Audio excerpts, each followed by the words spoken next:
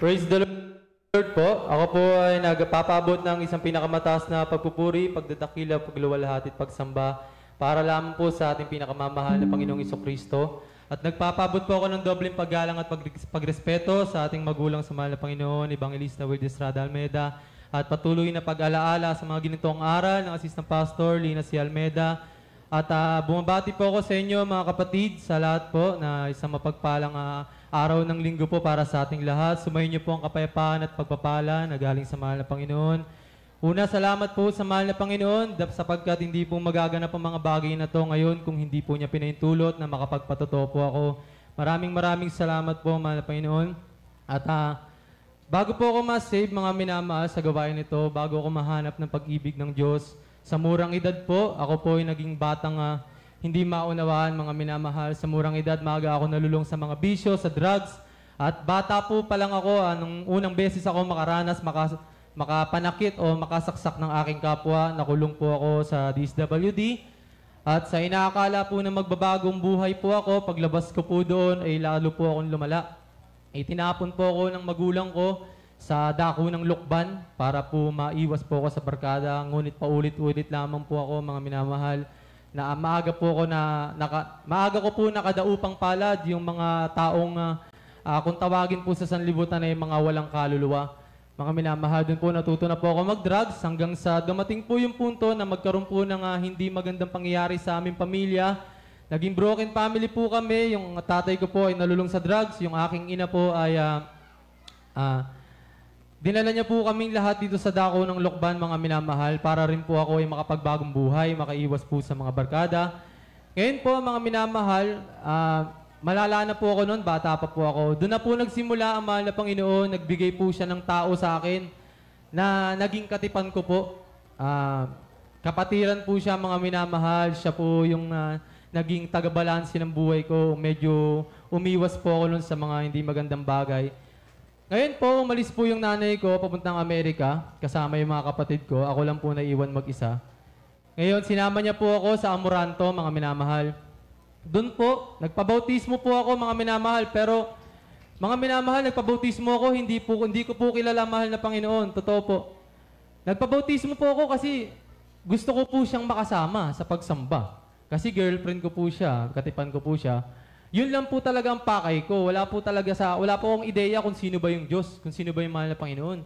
Ngayon, dumadalo po ako, mga minamahal, at after ko dumalo, naninigarilyo po ako. After kong dumalo, nagmamariwana po ako, nagda-drugs po ako. Ngayon, mga minamahal,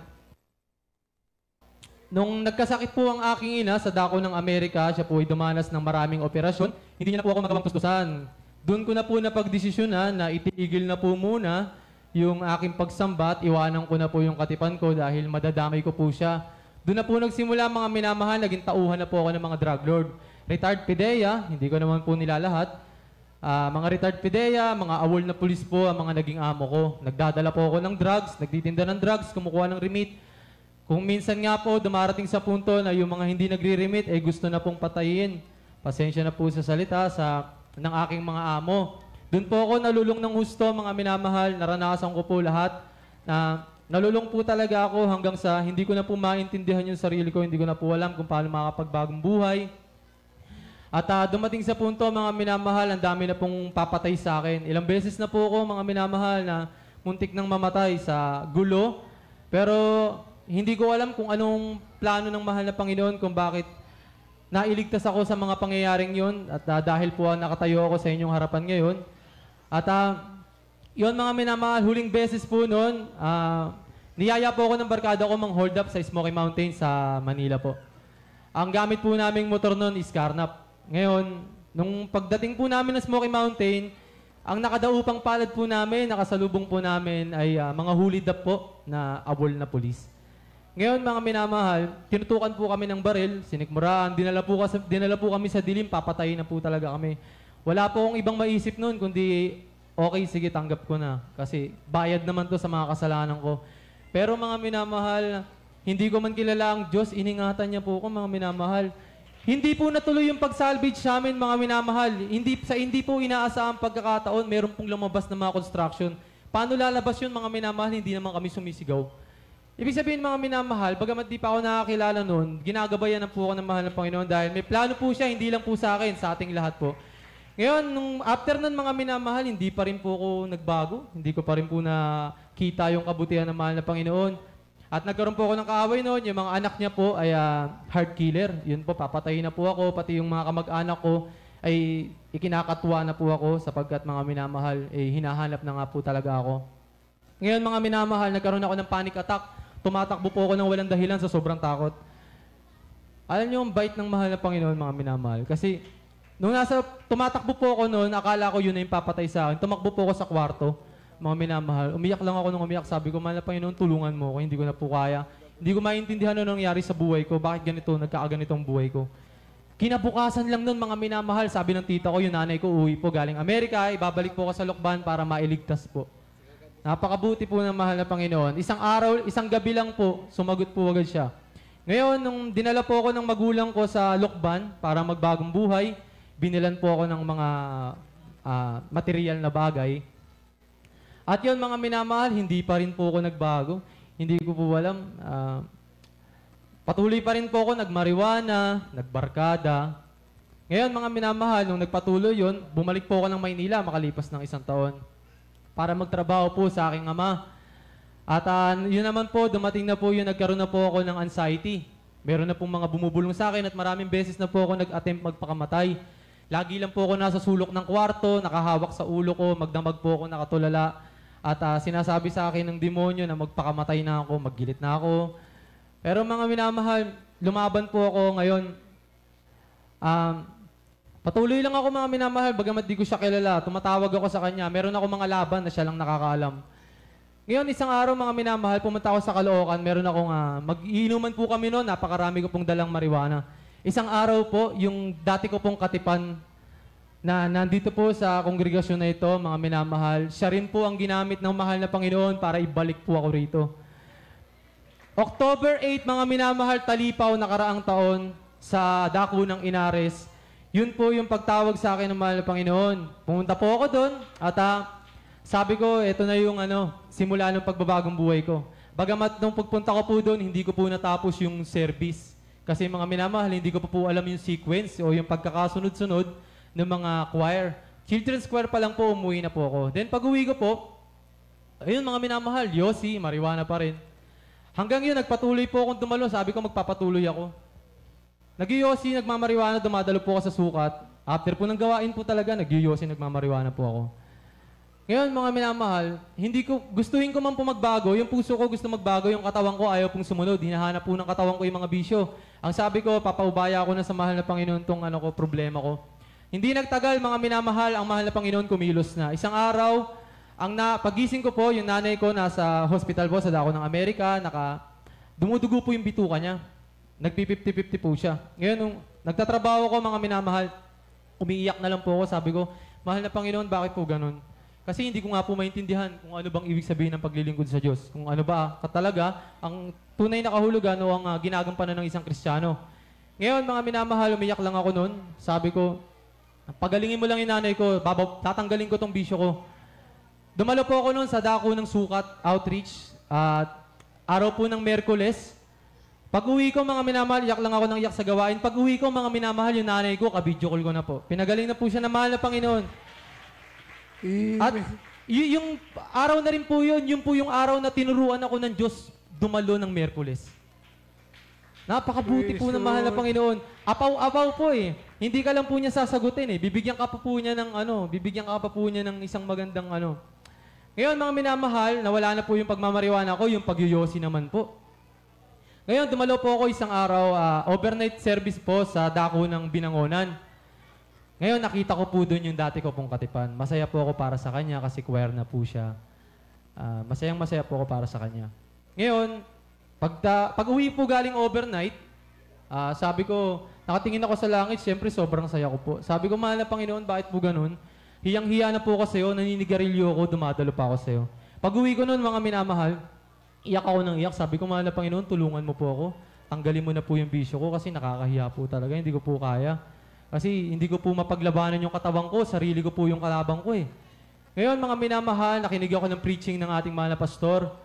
Kung meron kang karamdaman, problema, bisyo, mag-ayuno ka, magsisi ka, magpuri ka. Ginawa ko yun, mga minamahal, 3 araw po ako.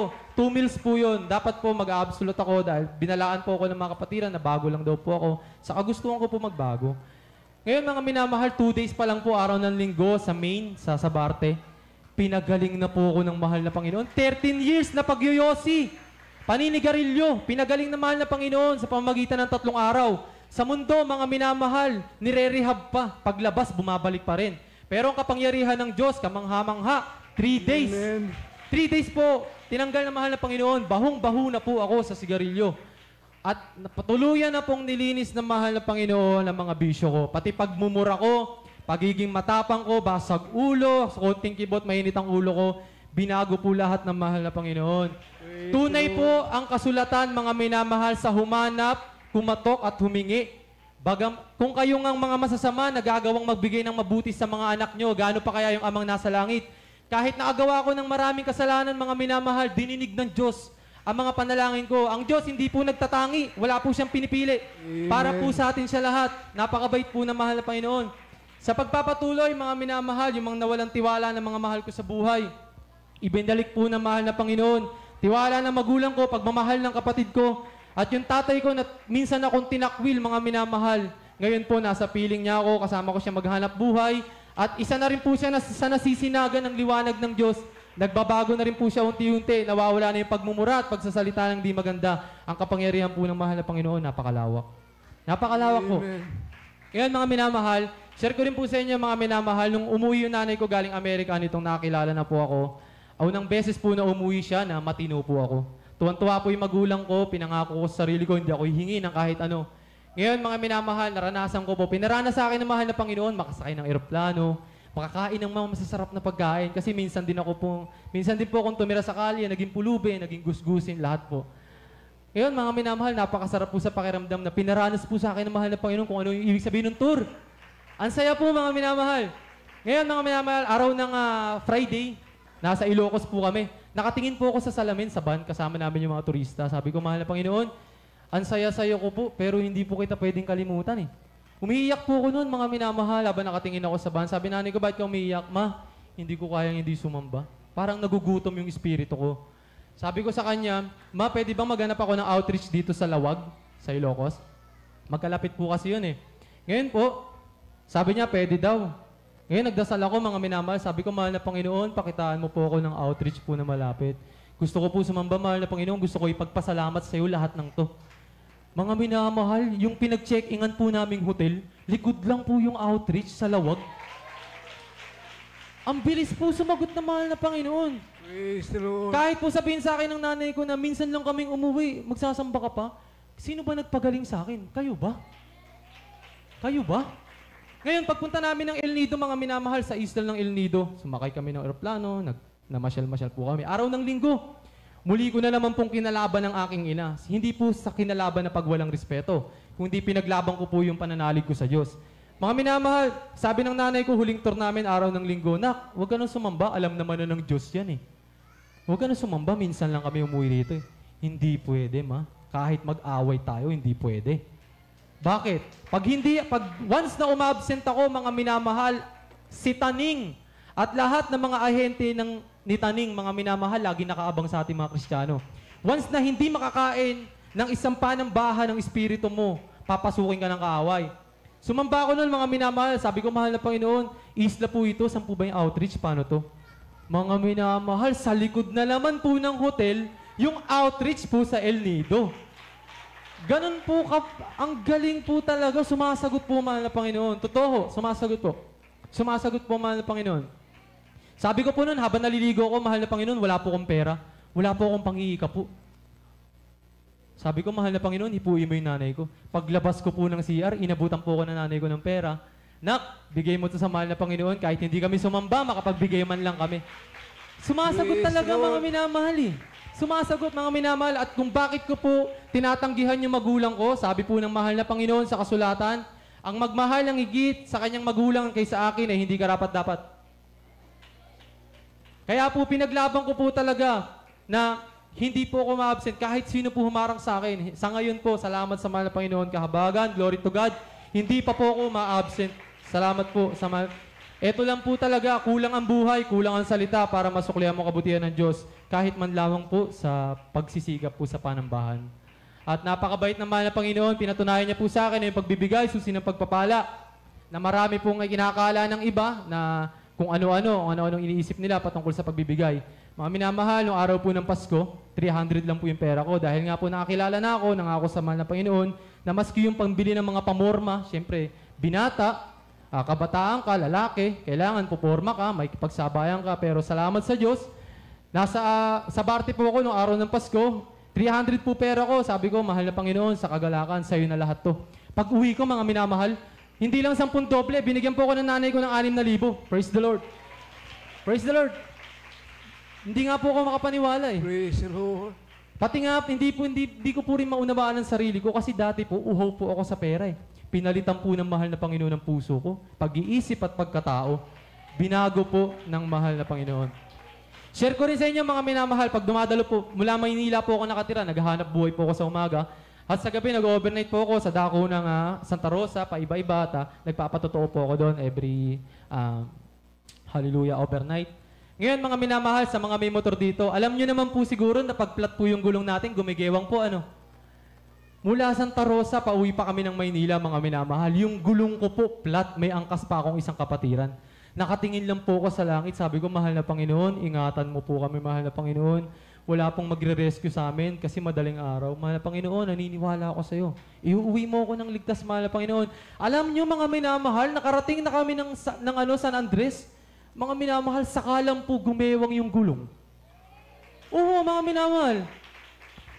Mga minamahal, sabi nga ng mahal na Panginoon, sapagkat siya kumapit sa akin na may pag-ibig, ililigtas ko siya. Ingatan ko siya sapagkat ang pangalan ko yung nalalaman niya. Sasagot ako sa mga tawag niya, sasamahan ko siya, gagabayan ko siya at pararangalan, bubusugin ko siya ng mahabang buhay at ipapakita ko sa kanya aking pagliligtas. Sabi po sa aklat ng mga salmo, hindi po nababali ang salita ng Diyos. Napakabuti po ng mahal na Panginoon. Salamat po sa mahal na Panginoon at salamat din po sa tao ng Diyos na siyang nananalangin po sa atin araw at gabi kung bakit po tayo narito. Kung bakit po tayo dumami, kung bakit tayo nananampalataya. Ang pamantayan lang po sa Exodo at Levitico, araw po ng linggo. Pero ang mahal na pastor, dahil nga po siya nilang isa ng mahal na Panginoon, 3 araw niya po tayong inihikayat, magpasalamat at magpuri sa Diyos. Maswerte tayo mga minamahal. Napakaswerte po natin. At karapat-dapat lamang po na pasalamatan natin mahal na Panginoon sa lahat ng oras ng ating buhay.